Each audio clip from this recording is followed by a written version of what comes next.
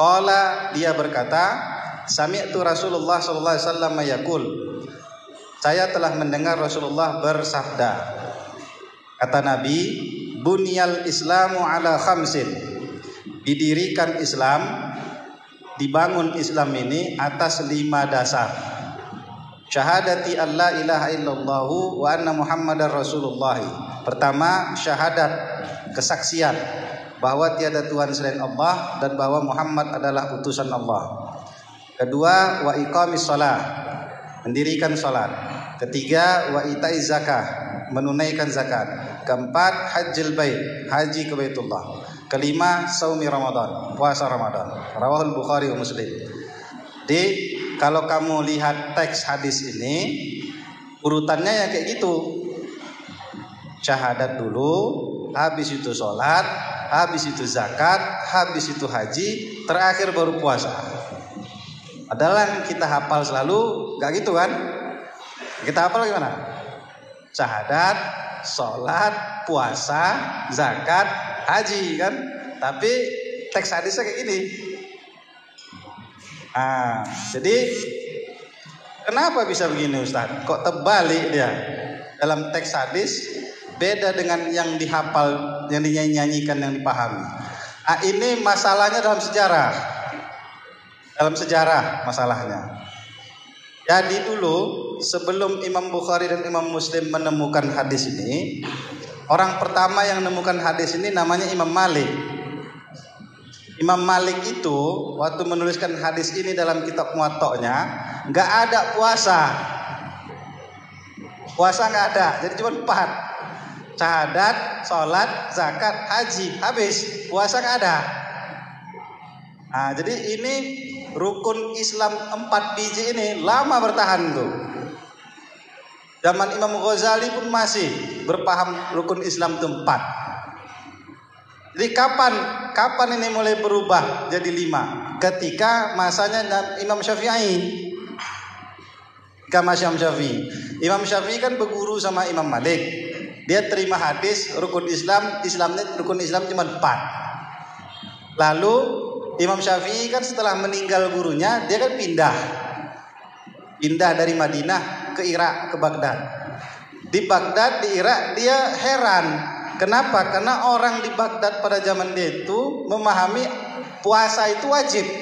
Sama kekuatan hukum puasa, wajib hukum puasa itu dengan sholat, dengan haji. Jadi Imam Syafi'i itu meneliti.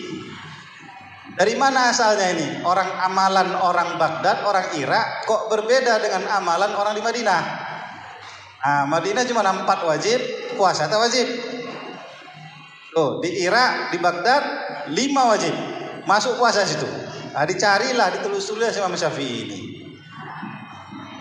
Waktu di Baghdad, di Irak itu Imam Syafi'i tidak menemukan hadisnya, gak dapat di hadis itu.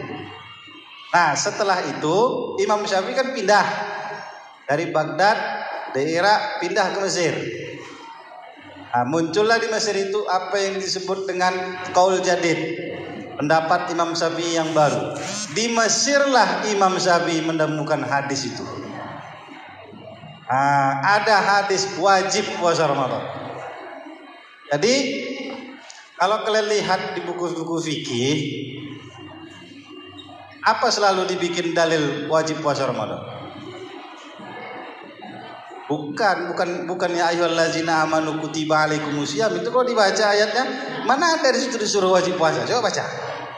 Ya ayyuhallazina amanu kutiba alaikumusiyam kama kutiba alal ladzina min qablikum la'allakum ada enggak puasa Ramadan wajib? Enggak ada. Ada. Bapak ingat ayat itu. Ya ayyuhallazina amanu kutiba alaikumusiyam. Siam apa kan enggak ada? Enggak? Ada.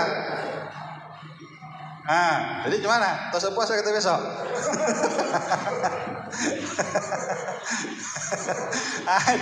Inilah cerdasnya Imam Syafi'i tadi. Cerdasnya Imam Syafi'i tadi. Jadi Imam Syafi'i itu penemu itu. Heran dia, kok bisa gini ya katanya. Kenapa orang Baghdad, orang Irak ngamalkan puasa Ramadan jadi wajib, orang Madinah enggak?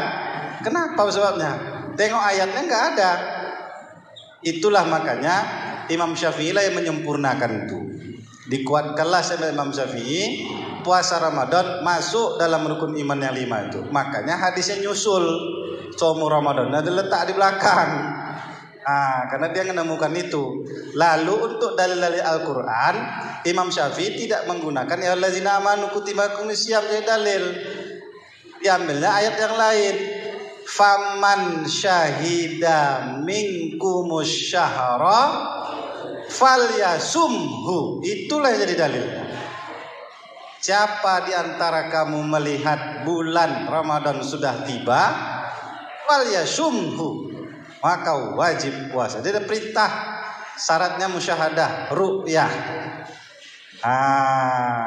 Jadi maka dikumpulkanlah hadis itu dalam Syafi'i, menjadi teks saja kayak gini.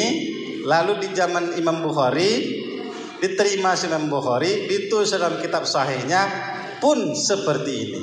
Maka jangan heran kalau kamu lihat nanti di kitabnya Sahih Bukhari dan Muslim, memang kayak gitulah urutannya, puasa Ramadan di belakang.